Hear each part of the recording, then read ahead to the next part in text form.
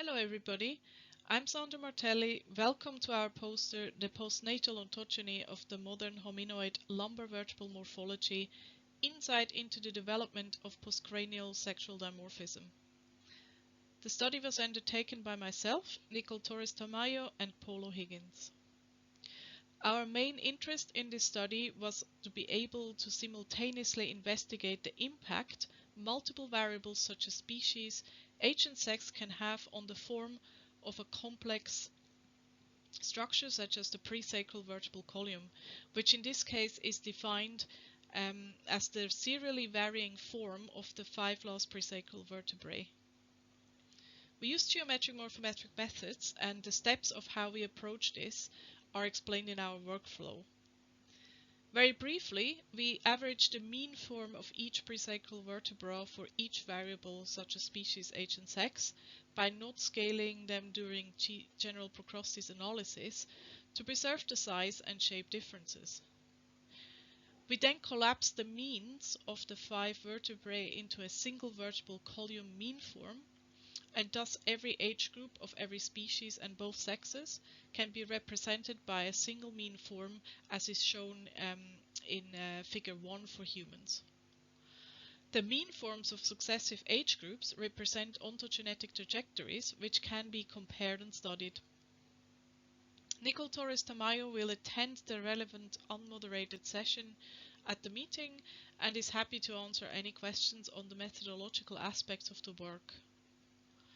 We present the results of 2 analyses here. First, we compared the ontogenetic trajectories of all modern great apes and of humans.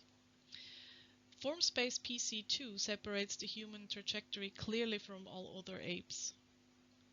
Form space PC3 separates the gibbons.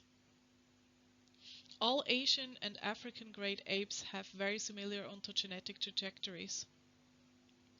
At the unmoderated session, I can answer any question and elaborate on the differences in size and shape variation between these trajectories and what characterizes each species. The second analysis looked at the differences in ontogenetic trajectories between the sexes of each species, but we excluded the gibbons from this analysis as our current sample is not yet balanced enough between the sexes to have reliable results.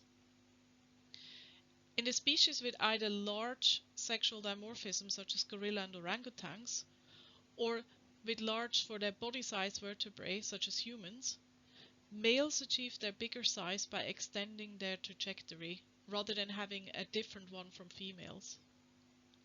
This seems to be a general hominoid pattern for vertebral size ontogeny.